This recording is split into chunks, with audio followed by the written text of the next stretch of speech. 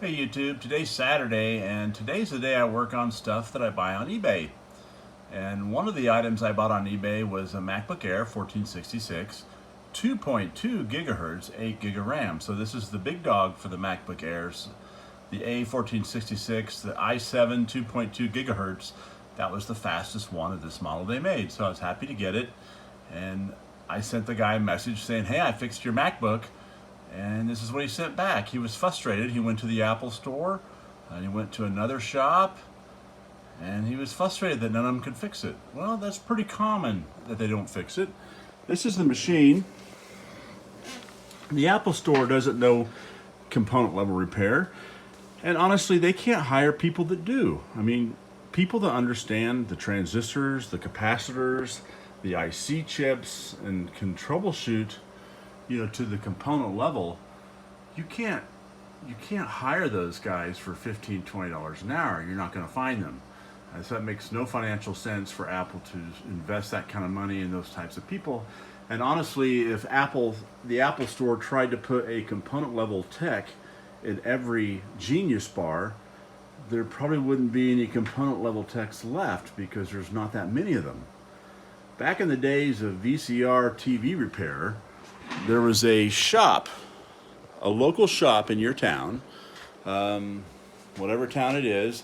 There was a guy that fixed TVs. Back when TVs first came out, they were really, really expensive.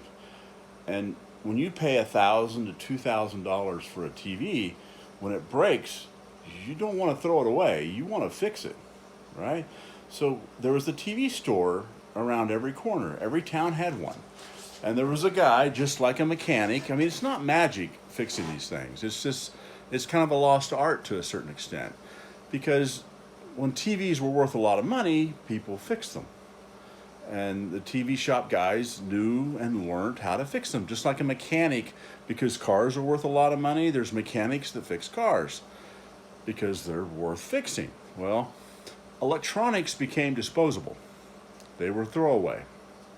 And so all the TV shops and VCR stores, they eventually all closed. And nobody got into that industry, so there's very few people that understand component level repair. I was doing component level repair in the 90s, the 80s. I was doing component level repair for a long time, before the internet was even popular, because I was curious and I just got into it. I got into arcade machines when I was a kid. I was probably 14 years old. Remember 16 years old, I had 20 or 30 arcade machines at bars and places, and I learned how to fix them and maintain them. I buy them from Bally's Aladdin's Castle, which is an arcade in the mall, if you're old enough to remember malls. And I'd buy them broken and I'd fix them, and that's how I got into electronics. But there's not many people left that understand it. I even got out of the component level repair industry. I had my own shop. I did VCR repair, TV repair. I got out of that business and got into IT because the electronics repair business just wasn't worth it anymore. The machines were becoming disposable. You could buy a new VCR for $89. Nobody wanted to fix them. They'd just throw them away. So I got out. I was in IT for several years, and I've kind of gotten back into component level repair because MacBooks aren't cheap. Holy cow. You can spend over $3,000 on a MacBook. So when it breaks, you want to fix it. And I've always enjoyed doing component level repair. So back to this machine. We're running now. And the cause was because this line on this chip was corroded and the pad was missing. You could not see it. I knew that the enable was present. There's the 3-volt enable over here, the 5-volt enable, it was present, but the chip was not working. And so I'm looking really, really close. What's going on around this area? I caught a glimpse of a little bit of a missing pad here. The pad's underneath, but usually there's a little bit of solder that comes out. So I'm looking at the schematic. Let's see, bring that up real quick. And there's that line.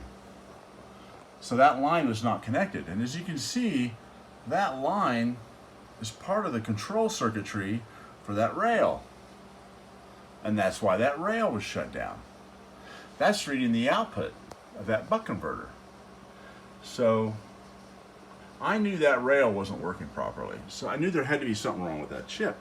So I pulled the chip up, looked at it, and sure enough, there was corrosion underneath this pad and the chip was not making good contact. And the E7501 is a pretty important chip to a MacBook. It's with this thing, if this chip isn't working, your machine's not working. So I cleaned the pad up. I use a corrosive solvent called Ruby Fluid to clean up water damage corrosion. It does a really good job of getting the corrosion off. You do have to clean up well after using it. You get clean working surfaces. I put leaded solder back on the chip where it was eaten and back on the pad where it was eaten. Reflowed the chip, presto, fan spin. Now we got a working machine. And this guy had it to 2 other shops and he was upset. I wanted to tell him, don't be upset. There's just not many shops that can do this. Louis Rossmann does it, his shop does it. There's another shop in town where I live that does it. I don't know how good they are at it, but they do it. But when you're looking for a component level technician that can go down to the individual chips, follow the schematic, it's not rocket science. It's kind of a lost art. There's not a lot of us that do it anymore. You know, and that's why the Apple Store just totals them all and says buy a new board. We can't hire people to figure out this. We can hire people to design it and build it, but not to fix it. And they don't even bother. You know, so going to the Apple Store isn't going to fix anything other than, here, oh, board bad, you swap new board. Oh, new board costs $500. We put new board in. That doesn't save you. This is one of my 1.88 boards I pulled out just for reference to show you where that chip was, because I didn't want to take this machine all the way apart again. But just, you know, people, don't be upset because you take it to a shop and they don't fix it. There's just not many of us around. There's becoming more and more of us thanks to Louis Rossmann. I mean, he's done a great job at explaining how to do it, how to read the schematics, and if you're interested in getting into this industry, please watch his videos. They're awesome. He helped me tremendously catch up because I hadn't done component level on Macs really ever until a year ago. But now I've gotten back into it, and because I have, you know, prior experience in component level repair, I just kind of picked it up once I figured them all out, and now I know my way around. But finding people that know their way around and understand electronics is the hard part. It's a steep learning curve for someone with no electronics experience. So if you are wanting to get into this industry, you're going to have to buy a microscope and a bunch of equipment. And I'm not telling you not to. I'm just saying plan on spending around $3,000 in tools and equipment. Just like an air conditioner repairman has to buy tools and equipment to fix air conditioners. As a micro soldering tech, you're going to have to too. But make sure you really want to do it, because it's a lot of money to invest in equipment to not do it. But just saying to people, don't be upset when other people can't fix your board. There's not many component level guys out there. And there's a lot of guys that fix MacBooks and they're just looking for the easy repairs. Oh, where's the corrosion and let's do this, you know. But as you've seen in a few of my other videos, once you get into some really toughies like the PMSL_4 signal that's missing, that doesn't enable that 5-volt rail on that same chip we're just talking about, where that enable comes from the PCH inside the CPU, you get people that total the CPUs and they can't fix them. Well, that's because they don't understand the 3v3 logic and they don't know how to make sure that enable signal should be there and not figure it out. Once that goes into the missing box of this, they're done and they total it. So a lot of people misdiagnose these, they total them wrong, and because they just don't have a deep understanding of the electronics. So just if you find a good shop that knows how to fix these, stick with them, because there's a lot of guys that dabble in it, but not a lot of guys that truly understand the electronics. You know, and I've met several online, but you got guys on eBay fixing these things for $100. You know, I'm like, really? $100?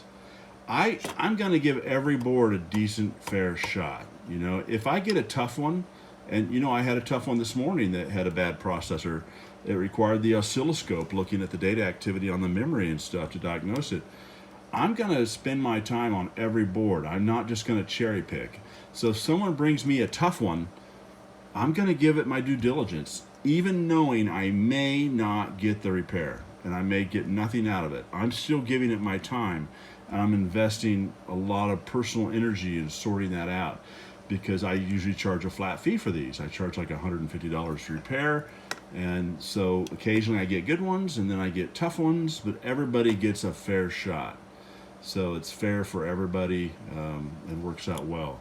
But some shops, because they don't have the deep understanding, they get on eBay, they sell repairs, and they cherry pick. And you send them a board and they're like, oh great, I fixed 6 of them. And the other 4, which were probably fixable, but were tougher, they don't bother messing with it. You know, like the last one I showed you where the guy did a repair and he condemned the boards that it had a bad processor, and he bypassed resistors and confirmed that the chip was bad. And of course, it wasn't an easy repair. It was a PMSL_4 line, but I fixed it because I gave it due diligence and time. But some guys don't understand at that level, and they're just high-speed cherry picking. So if you're spending $100 to repair one of these boards and mailing it in, you're going to get what you pay for. You're going to get somebody that's cherry picking the easy ones. And if yours isn't an easy one, you're going to get told yours is broken and it can't be fixed.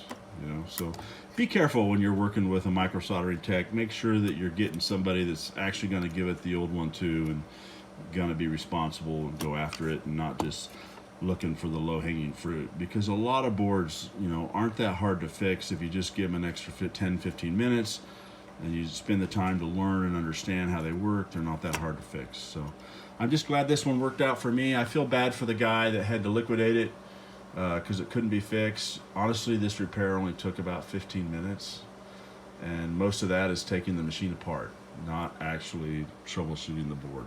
So, all right, YouTube, take care.